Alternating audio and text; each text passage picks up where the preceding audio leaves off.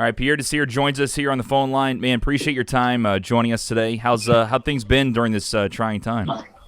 Man, it's we're just trying to stay safe, trying to make sure my family's safe, and still trying to find time to work out and stay fit. But no, it's we're doing our best. Yeah, it's been an interesting time for everybody adjusting. How are you guys kind of keeping going with not being able to go to team workouts and stuff like that? And are they kind of trusting you to do some stuff on your own? Like, how's that been? Yeah, I mean, one, this is the off season, so this is during this time you have to do stuff on your own anyway. But with a lot of places closing, you got to start incorporating your own home workouts. And luckily, I have a group of trainers that meet me at my place, so I'm still able to get the work that I need in. But it's still tough when you're not able to go to like the gym or use certain fields. Yeah, because I feel like you get in a routine just like everybody else does, and then you guys kind of have to adjust and do different things, but to keep yourselves in shape, obviously. I wanted to bring up, too, first of all, congrats on the contract with the Jets. Kind of take me through that process, obviously, having some time with the Colts, and there's probably some emotion with that, with leaving Indianapolis, but also with the opportunity to go to New York. Talk about your excitement.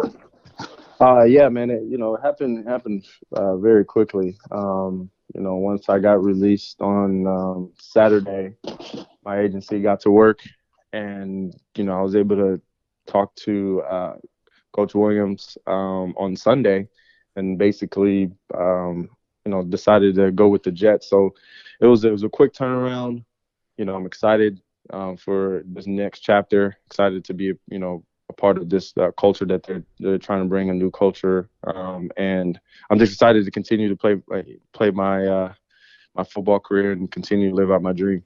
You had a good year last year, obviously 3 interceptions, which was a career high, and just really finding your stride. It's exciting for you, especially obviously also being a Lindenwood alumni and obviously full time there, to be able to see you just really do well. I mean, going into another season, I feel like you're in that special zone where certain players don't get to last 6+ years in this league, and you've done that.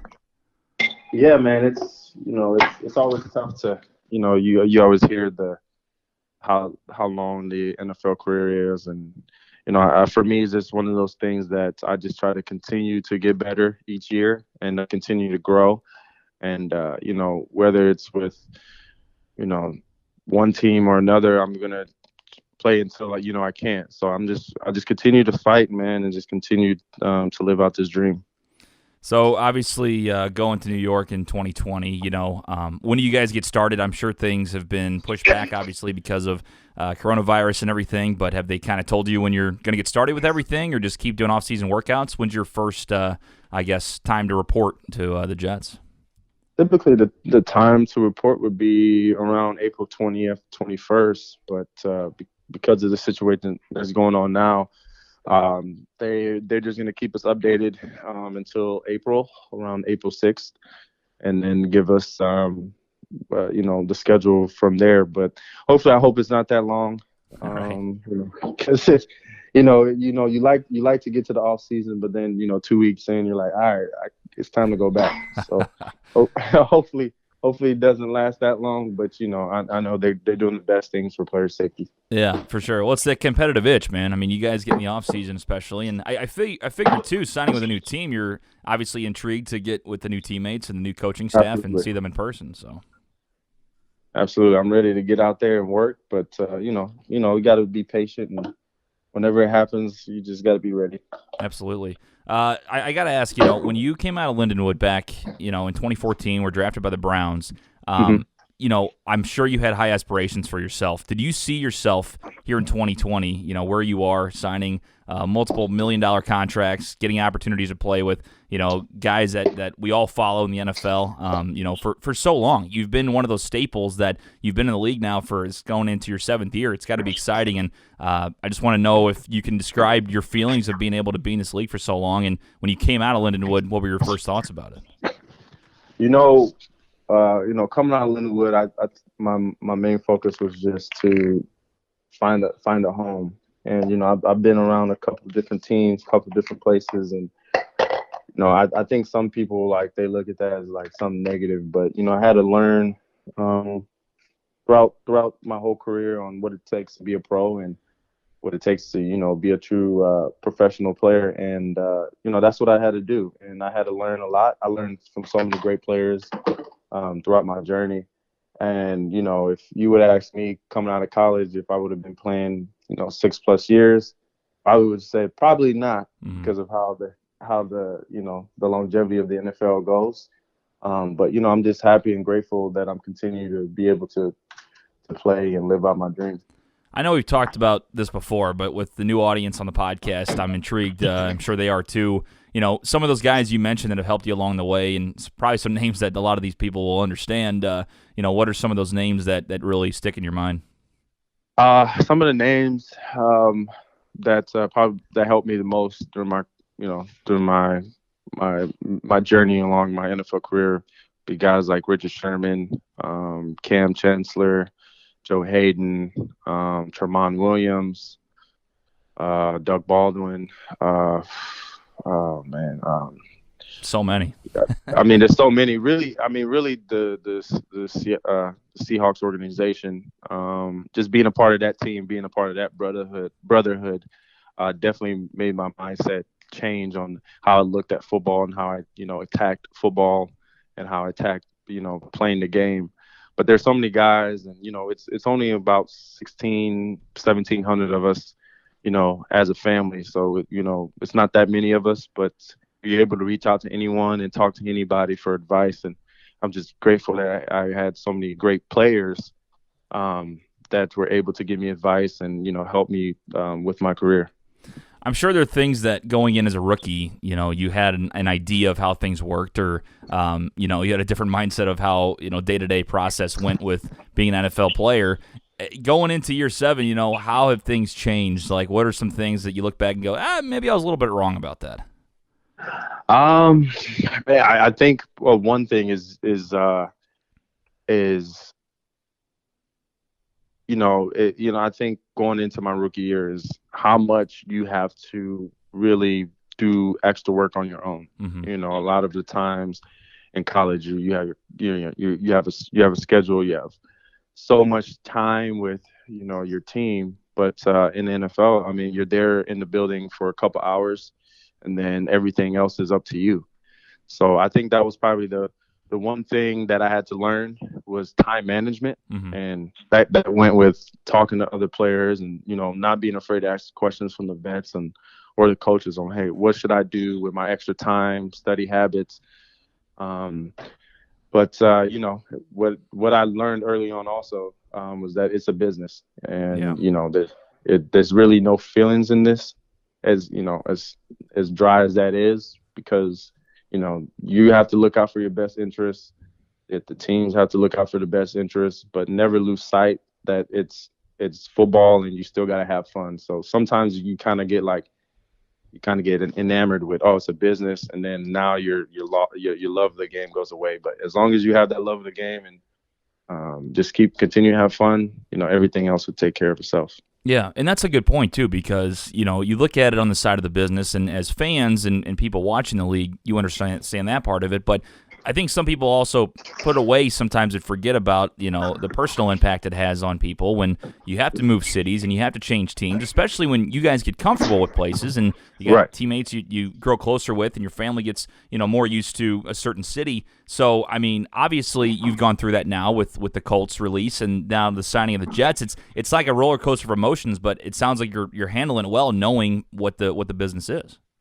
Yeah, you just you got to be able to adjust. Nothing in this game is guaranteed, so you have to be able to learn how to adjust on the go. And I think my family, they know they prepared. They've been through the situation before, and I've mentally been through the situation before. Mm-hmm. So it's just something that you have to just adjust, man, and just keep it moving. You can't really oh, I got released, or I got cut. Can't really hold that feeling too long, because then that can linger and then that can mess up your new opportunity in your new city. Absolutely. Talking over with Pierre Desir here on the In-Depth Lindenwood Athletics podcast. You had a couple awesome interceptions last year. We saw you go up against some top receivers, including DeAndre Hopkins, who's now in the Arizona Cardinals organization. Talk to me about guarding him, man. I mean, I've had him on my fantasy team a few times. He's the real deal, obviously, but the chance that you had to shut him down and really play well. Yeah, I mean, he's one of the best, if not the best, receivers in the National Football League. I mean, dude can catch everything. He's very aggressive. His routes are good. He's one of those guys that it's like you can try to get in his head, but he's very focused and he knows what he wants to do, and he always has a good connection with the quarterback. And and again, he doesn't drop anything. So that's always frustrating as a DB when you think you're in tight coverage and then he somehow finds a way to make a circus catch, or he still catches it anyway. But he's very dynamic. I mean, when he gets the ball in his hand, he's a home run threat, and he's definitely one of the best receivers in the league. See, and you would know more obviously than I do, but watching the games, all of these guys obviously were at the top of their collegiate careers. That's the reason they're playing in the NFL as receivers. But what separates some guys like him and Julio Jones and guys that putting up monster numbers every year compared to guys that may be third or fourth string? I think it's really just how consistent they are with making the plays. Some guys, they'll make a couple plays here and there in certain games, but with the guys like Hopkins, Julio, they're doing it consistently, and they're doing it over years and years and years. So I think that's what separates a lot of them, is just the consistency of being great every single year and not really having a down year. We talk about your 3 interceptions last year, and you had one against the Panthers. I love this because I saw a lot of NFL teams doing this last season, but when you guys get a pick or you get a touchdown, you guys have this celebration where you all go to the end zone and kind of pose for the camera. I mean, is that something that's like choreographed ahead of time, or is it just kind of like, okay, let's try it out? Sometimes, yeah. Some of it is choreographed, and other times it's just one of those things that's like, on defense, you don't really get that many opportunities to get your hands on the ball, especially with the NFL. NFL is going more driven towards a offensive league. So whenever we do get a chance, number one, we want to let the other team know it, but we also want to celebrate with each other, and sure. it's a fun time. It's only for a short amount of seconds, but it feels like forever. That's right, absolutely. I was gonna ask you, going forward, it's that you probably have some obvious answers. Obviously, continuing to progress and get better, and hopefully possibly get close to making a playoff run with the Jets, or obviously in the future. But for goals going forward, you've already set a good precedent, and you've been improving every year from what I can see. Obviously numbers wise as well. But what are some more goals that you have for your career going forward? One of my goals is, a couple goals is I want to go to the Pro Bowl, and I definitely want to go back to the playoffs. And, I think everybody's ultimate goal would be winning the Super Bowl. Mm-hmm. Yeah, I mean I figure that's what it is, because you have the opportunity to compete, and obviously you love that. But I feel like it's that playoff atmosphere, that takes another level. Yes, it's different. Yeah, right, exactly. It shows too, like the ability to compete. And I mean, as far as playoff games, you probably had more nerves, or were you kind of more chill out, knowing that, hey, I can just play the game like I know how to play it. It's just another game. Yeah, I think because of how we practice, and I think if you practice like every game is important, when it's an important game, then it's just you've been doing that the whole year. So your level of play shouldn't, go super crazy, or you're doing something erratic that you don't normally do, because you haven't put yourself in that, that stress. So I think that's probably the most important thing about playoffs is you have to do it throughout the whole year, because once you get to the playoffs, you shouldn't really have to be like, okay, now it's time to turn it on. Right. You know what I mean? So yeah, I feel like it's a filling out process where it's you're definitely gonna have nerves. I mean, we're human beings, and especially you guys competing at that level, knowing it's win or go home. But it's like it's another game, because if you play different if that's what's got you there. Obviously, you play different, and it could make a difference. Yes, absolutely. So I was going to ask you, what are you guys doing in quarantine? I mean, obviously, you guys are working out and doing stuff, but I've seen different athletes from all the different, organizations, from the NBA to NFL, playing video games, just doing some home movies. I saw Mike Trout hit a plastic golf ball into a plastic ping pong ball or something into a cup the other day from his banister. So what have you guys been doing in quarantine? Legos, virtual reality football. Nice. But I see my kids are making TikToks every 5 minutes. Really? Now, have you gotten into that? Because I've tried it and I can't do any of it. See, I have got into it, but I think probably my favorite thing during the quarantine is just doing the Legos, because it's one of the only times I can get my son to sit down. Right. Now, what are you guys building? Like the Star Wars, like spaceships? Or what are you doing?